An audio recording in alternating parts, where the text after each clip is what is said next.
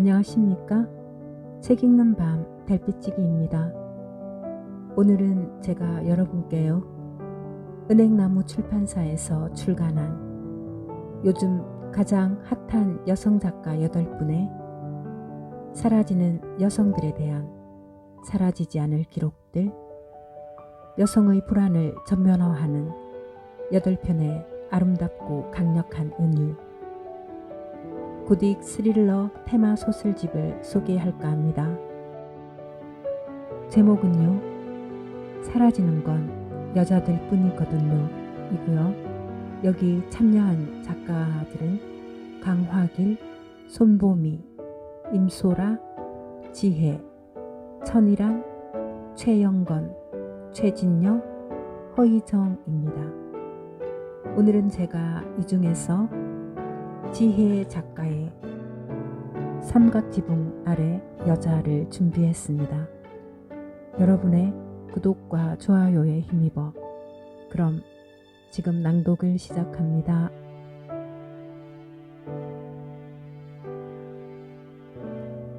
아케이드 안의 상가들은 오래된 잠에 빠진 듯 모두 불이 꺼져 있었다. 옷가게와 잡화점들이 양쪽으로 들어서 있었지만 행인은 한 명도 보이지 않았다. 10여 미터쯤 걸어가자 돌연 둥근 모양의 천장이 끝나고 익숙한 풍경이 눈에 들어왔다. 칠영동, 7의 영험한 신이 살았다는 동네. 할 일을 마친 신들이 동네 곳곳에 자신들의 보물을 숨기고 떠나버렸다는 이야기를 칠영동에 사는 사람이라면 누구나 알고 있었다. 이를테면 버려진 동네에 대한 오래된 이야기들. 아무도 믿지 않지만 몸에 난 점처럼 떼어버리기엔 귀찮고 지니기엔 흉물스러운 그런 이야기 말이다. 짧은 아케이드를 지나자 익숙한 풍경이 나타났다. 텅 빈 건물들 위로 칠영 슈퍼와 여인숙, 양장점과 피자집이 있던 풍경이 수면 위에 물결처럼 떠올랐다. 여인숙의 간판에는 여와 인을 제외한 나머지 글자가 보이지 않았고 주변에 많은 집들이 허물어졌거나 정축 중이었다. 나는 세 갈래로 나눠지는 골목 교차로에 서서 주변을 둘러봤다. 눈에 익은 것들과 아닌 것 사이에서 풍경은 빠르게 재구성됐다. 골목 저편에서 다가오는 중년 여자를 발견했을 때 나는 어릴 적으로 돌아간 것 같은 착각이 들었다. 여자는 빠르게 걸음을 옮기다가 돌연 고개를 돌리고 나를 쳐다봤다. 너 매양인에 살던 애 아니니? 어쩐 일이야? 칠영 아줌마였다. 칠영 아줌마는 칠영 라싸 주인의 아내로 내가 태어나기 전부터 동네에 살던 사람이었다. 아줌마는 나를 만난 게 무척이나 반가웠는지 이런저런 얘기를 꺼내기 시작했다. 엄마는 잘 있니? 안 그래도 내 엄마한테 한번 연락하려고 했는데 나 만났다고 꼭 좀 전해줘. 불쌍한 것. 나는 예하며 건성으로 넘기다가 순식간에 아줌마의 화제에 빠져들었다. 서로의 가족 안부, 아저씨는 잘 계시죠? 에서부터 건강검진, 너 요즘도 장이 안 좋니? 동네 근황, 아주 재개발 애들 미쳐가고 있고 까지 순식간에 많은 얘기를 나눴다. 거의 20여 만이었지만 아줌마와 나는 엊그제 만난 사람들처럼 자연스럽게 대화를 이어나갔다. 심지어 그 두서없는 이야기를 듣다 보니 그곳을 아주 잘 아는 사람처럼 느껴지기까지 했다. 그 이야기 속에 오랫동안 내가 있던 것처럼. 참, 갑자기 아줌마는 잊었던 무언가가 생각난 듯이 짧게 소리를 지르고 아까 가던 길을 향해 고개를 돌렸다. 그러고는 우연히 만났을 때처럼 황급히 개천을 향해 걸음을 옮겼다.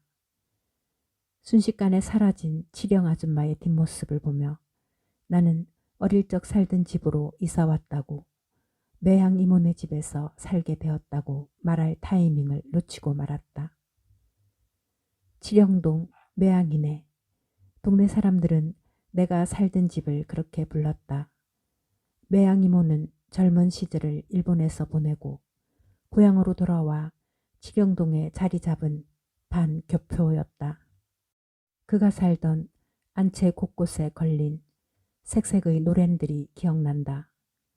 마루와 부엌을 구분짓는 아치형 통로에는 바지처럼 가운데가 갈라진 짙은 남청색 천이 걸려 있었다. 거기에는 각각 자와 우라는 한자가 흰색 붓글씨로 큼지막하게 적혀 있었는데 그건 모두 매양 이모가 직접 쓴 것이었다. 거실 한쪽의 커다란 유리창 위에는 빨간색 기모노를 입은 여자아이 인형과 연녹색의 산요 카세트 플레이어가 놓여 있었고 희뿌연 먼지가 손가락에 묻어날 만큼 쌓여 있었다. 플레이어에서 흘러나오던 일본 노래들, 경쾌하지만 어딘가 슬프기도 한 아름다운 멜로디. 나는 아직도 그 노래들의 가사를 알지 못한다. 그럼에도 어떤 노래들은 가끔 나를 일제 카세트 플레이어가 놓인 마루로 데려간다. 항구가 가까운 치령동에는 오래된 일본식 가옥과 상가가 많았다. 매양 이모는 귀향 후 낡은 적상 가옥 한 채를 샀다. 매양 이모가 자리를 잡았을 즈음 치령동은 아주 잘나가는 동네였을 것이다. 매양 이모는 오랜 시간을 들여 마당을 넓히고 바깥채를 만들어 쇠를 낳았다. 그 집에 처음으로 들어온 사람이 바로 우리 엄마였다. 그때 엄마는 나를 임신한 채 혼자서 집을 구하러 다녔는데 매양 이모가 무슨 생각으로 엄마에게 집을 빌려주게 되었는지 알 길이 없다. 엄마는 이사하고 반년 뒤 동네의 한 산부인과 지금은 사라진 곳에서 나를 낳았다. 태어나자마자 울음을 터뜨리지 않아 원장이 나를 거꾸로 들고 엉덩이를 때렸다는데 당연하게도 나는 전혀 기억이 나지 않는다. 울지 않는 아기. 그들은 날 그렇게 불렀을까? 울지 않던 아기와 남편도 없이 아기를 낳으러 온 젊은 여자. 나는 엄마와 그곳에서 초등학교에 입학하기 직전까지 살았다. 말하자면 나에게는 매양 이모네 집이 고향이자 본적인 셈이다. 매양 이모를 생각하면 떠오르는 장면이 하나 있다. 두꺼운 안경을 쓰고 한텐을 입은 매양 이모는 나이를 가늠하기 어려운 사람이었다. 정갈하게 쪽진 회색 머리에 자그마한 체구, 속을 알 수 없는 작고 까만 눈동자를 보고 있으면 집주인이 아니라 오래된 지방역을 마주한 것 같았다. 어느 날 매양 이모가 마당에서 놀고 있는 나를 불렀다. 매양 이모는 나에게 불쑥 삶은 계란 하나를 건넸다. 오카네가 아루노. 매양 이모는 종종 일본어로 말을 걸었다. 그 집의 누구도 매양 이모의 말을 알아듣지 못했지만 나는 그가 무슨 말을 하는지 알 수 있을 때가 있었다. 나는 살짝 토라진 마음을 숨기며 대답했다. 안 먹을래요. 나는 수중에 돈이 없었고 있더라도 매양 이모에게 줄 돈은 없었다. 매양 이모가 살던 안채 곳곳에는 삶은 계란과 말린 대추, 곶감이나 약과가 든 바구니가 놓여 있었다.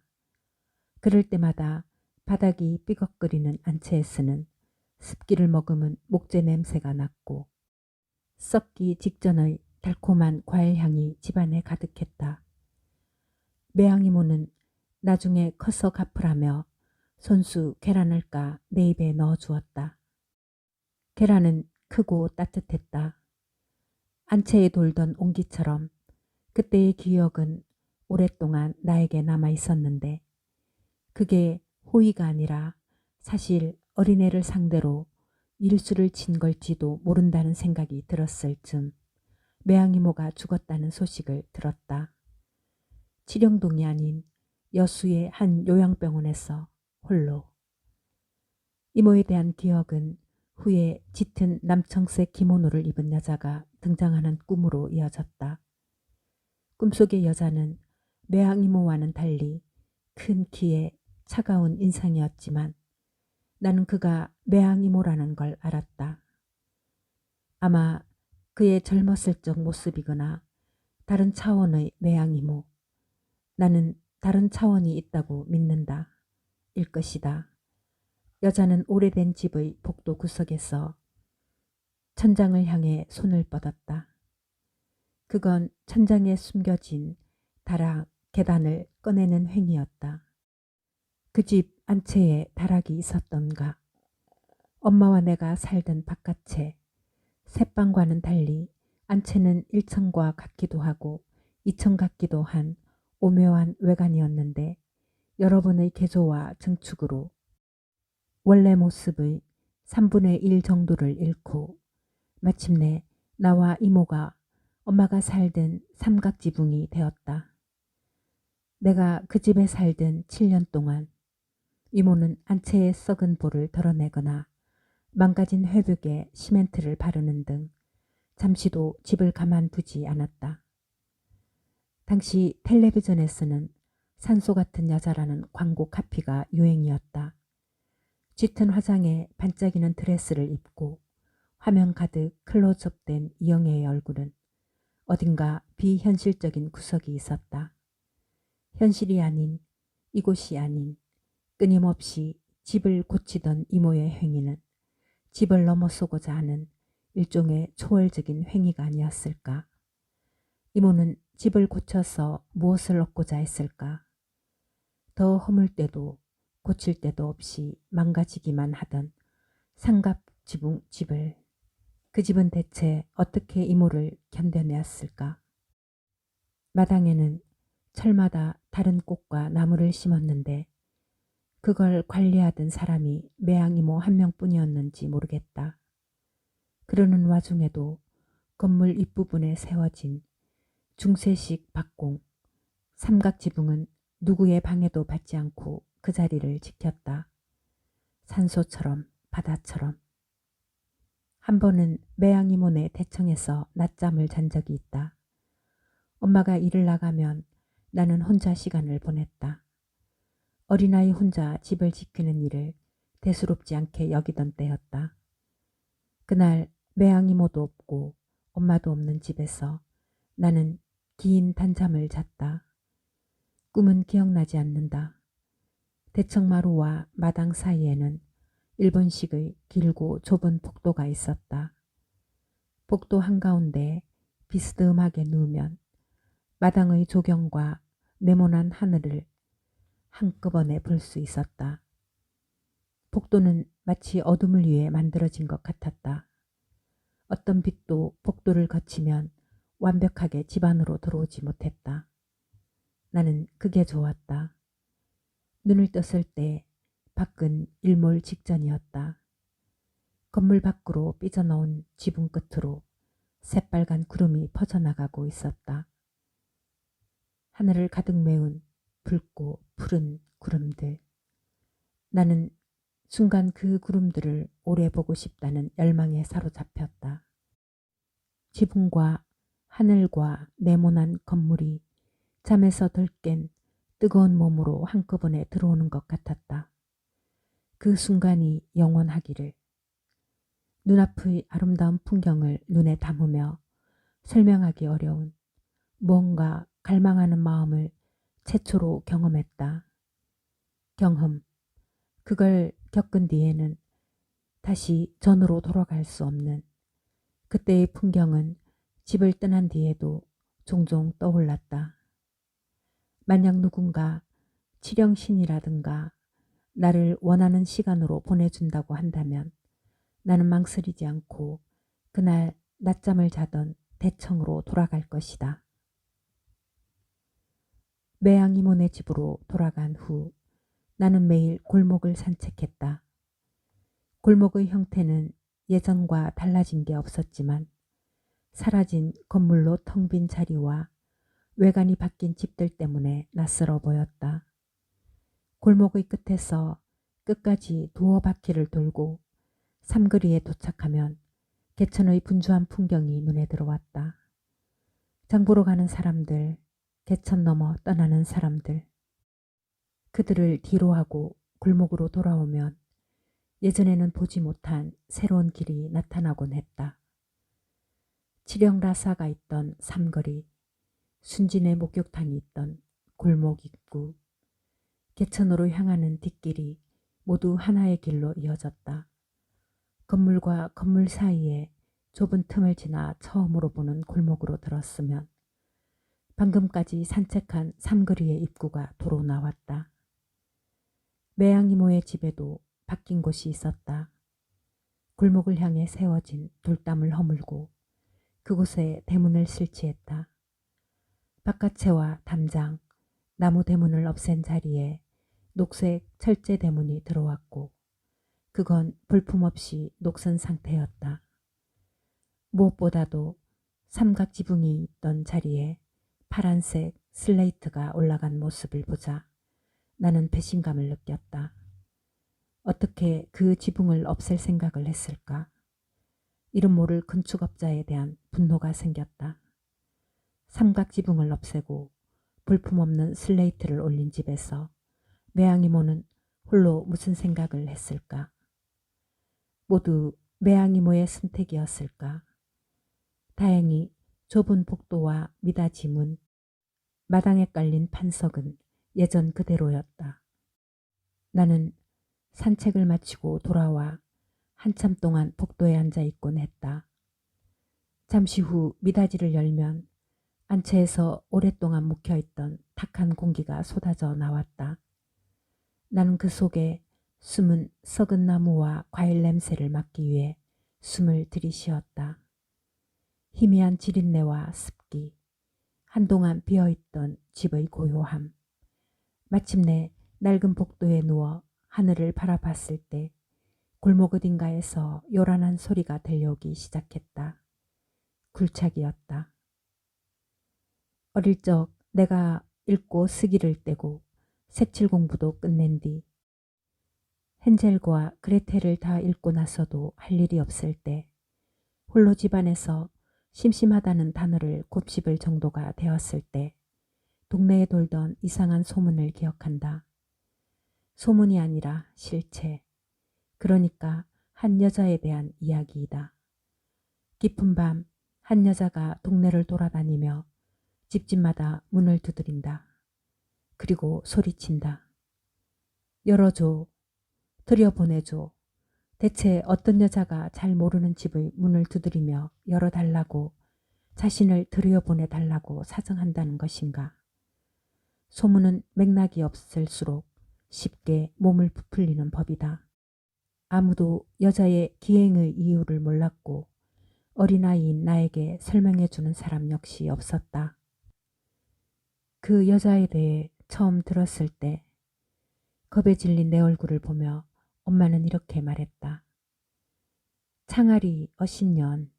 그건 엄마의 험한 말 컬렉션 중 중상에 속하는 표현이었는데 그게 나에게 하는 말인지 그 여자에게 하는 말인지 알 수 없어 나는 혼란스러웠다.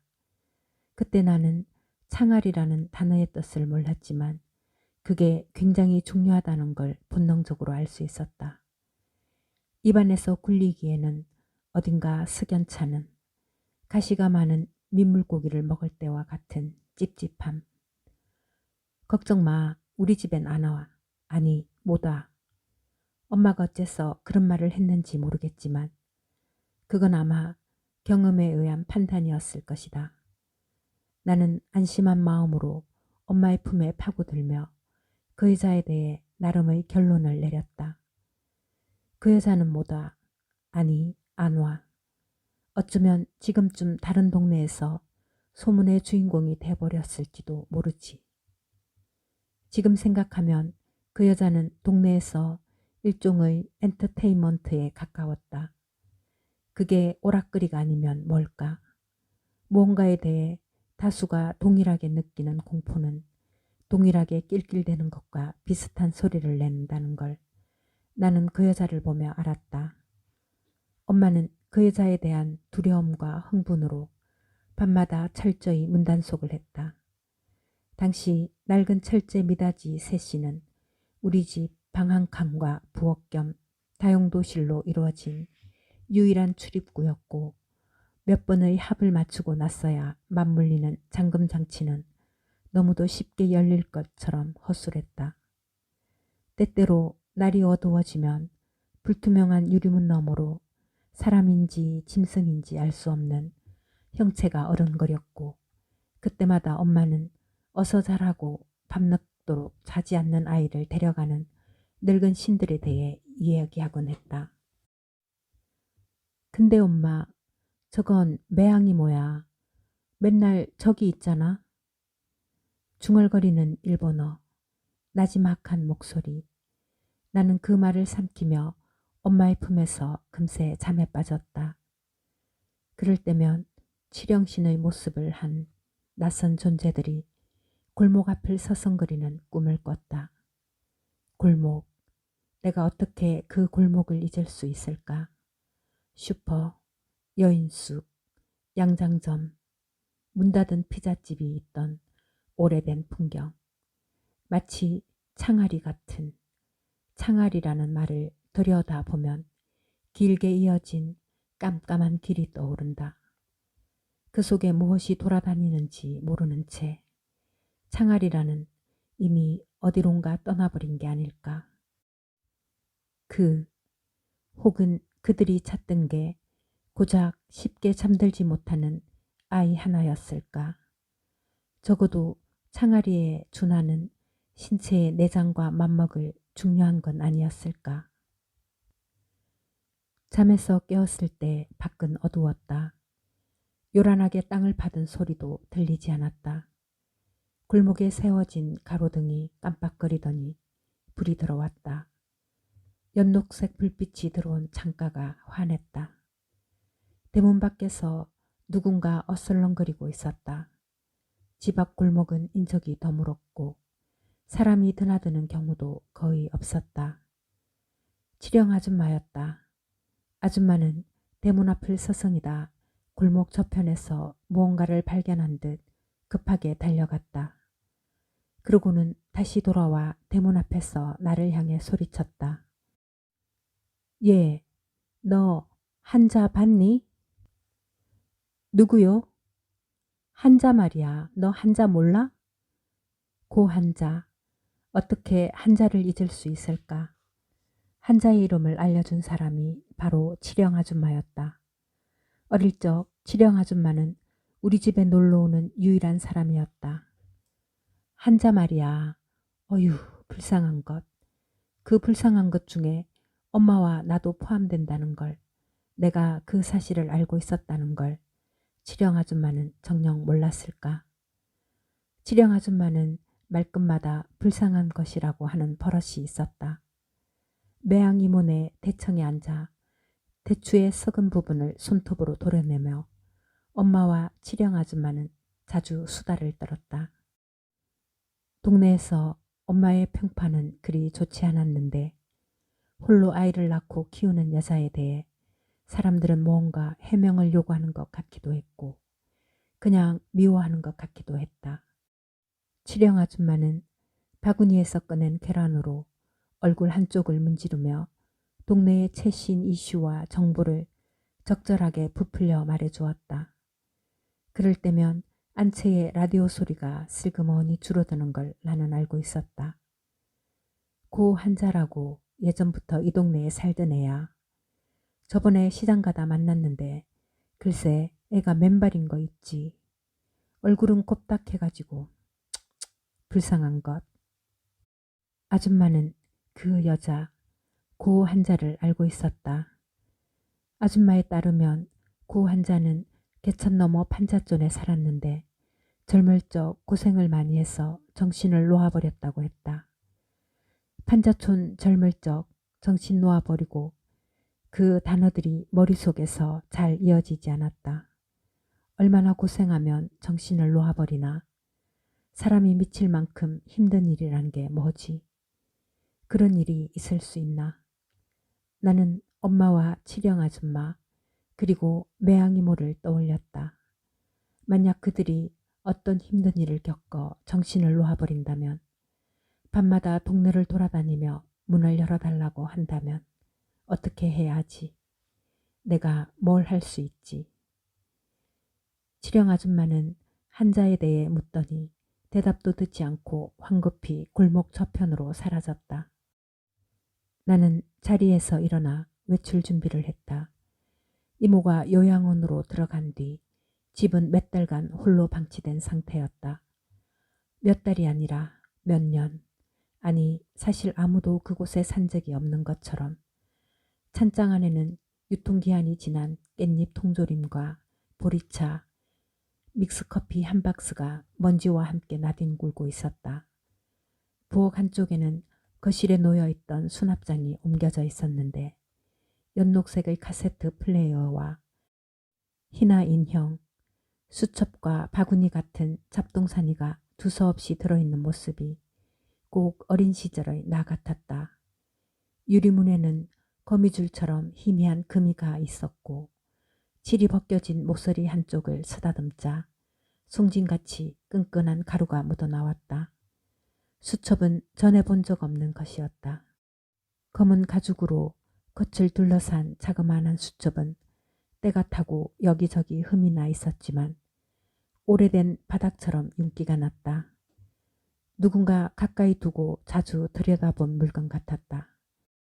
수첩 안에는 한자와 일본어가 빼곡하게 적혀 있었는데 매양이모의 글씨 같기도 하고 아닌 것 같기도 했다. 각 장마다 연도와 월일이 적혀 있는 걸로 봐서 일기나 장부처럼 보였다. 나는 수첩을 이리저리 둘러보다 수납장 안에 도로 넣어두었다. 부엌 입구에는 노랜이 걸려있던 자국이 선명하게 남아있었지만 집안 어디에도 일본식 천으로 된 가리개는 보이지 않았다. 몇 개의 못자국만이 그곳에 무언가 있었다는 사실을 알려줄 뿐이었다. 시장으로 가는 길은 여러 가지가 있었다. 그중 개천 위에 다리를 건너는 방법이 가장 빨랐다. 다리 아래에는 밤 산책을 나온 사람들이 보였다. 손을 잡고 걸어가는 연인들, 아이나 개와 함께 혹은 혼자 나온 사람들. 나는 오래전 그곳에서 한자를 만난 적이 있었다. 혼자는 아니었다. 순지, 그때 나는 언제나 순지와 함께였다. 순지네 가족은 동네 초입에서 목욕탕을 운영했는데 세신을 담당하던 순지 엄마의 우렁찬 목소리가 떠오른다.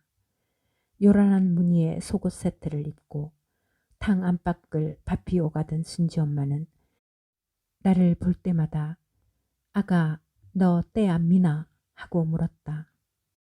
그럴 때면 괜찮아요. 어제 밀었어요 하고 받아쳤지만 사실 내가 씻는 걸 싫어한다는 걸 모르는 어른은 없었을 것이다. 순지는 자신의 엄마와 달리 말수가 적고 부끄러움이 많았다. 나보다 키도 한 뼘이나 작아 나는 동생을 돌보듯 순지의 손을 잡고 동네를 돌아다녔다. 우리의 하루 일과는 주로 동네의 이곳저곳을 쏘다니며 시간이 가길 기다리는 것이었다. 버려진 대야와 목재가 쌓인 철물점, 인적이 드문 공사장을 찾아다니며 숨바꼭질을 하거나 칠영천에서 물놀이를 했다. 그 개천, 칠영천은 항구와 수산시장, 방파제로 이어지는 산책 코스 덕분에 관광객들이 덜어 찾아오는 관광지이기도 했다. 개천을 기준으로 한쪽에는 내가 살던 매양이몬의 골목이 있었고 저쪽에는 판자촌이 있었다. 그 풍경을 뭐라고 하면 좋을까? 판자촌은 멀리서 보면 색색의 지붕이 알록달록 자리 잡은 한 폭의 그림처럼 보였다. 사람이 살 수 없는 아름다운 그림. 그곳에는 일본식 가옥뿐만 아니라 볏집으로 지붕을 엮은 오래된 초가집들도 들어 있었다. 개천의 저편으로 갈수록 초가도 한옥도 아닌 특이한 형태의 건물들이 다리를 튼 뱀처럼 텀없이 붙어 있었다. 흙벽 위에 석고나 나무로 된 판자를 얹고 방수포와 고무를 씌워 얼기설기 엮은 지붕들은 멀리서 보면 마치 커다란 짐승의 비늘처럼 보였다. 말라 죽어버린 용의 등 같은, 때론 아무런 장치 없이 합판을 얹어 천장을 가린 집, 집이 아닌 것 같은 집들도 있었다. 그곳에 한자가 살았다. 개천에 쪼그려 앉아 손바닥 위로 차가운 물을 흘려보내는 나에게 순지가 속삭였다. 저것 봐, 그 여자야. 순지의 재촉에 고개를 들자 맞은편 천변에 서 있는 낯선 여자가 보였다. 한자였다. 순지가 등 뒤로 다가와 옷자락을 지었다. 그렇게 잡으면 늘어나. 나는 옷을 진 순지의 악력이 거슬렸다. 왜 그렇게 잡아? 순지는 작고 귀여운 겉모습과 달리 힘과 악력이 셌다. 잘 먹고 잘 자란 부잣집 아이였으므로 고집이 세고 주변 사람 중 누가 자신을 사랑하지 않으면 화를 냈다. 순지는 내 등 뒤에 숨어 고개를 내밀고 여자와 나를 번갈아 쳐다봤다.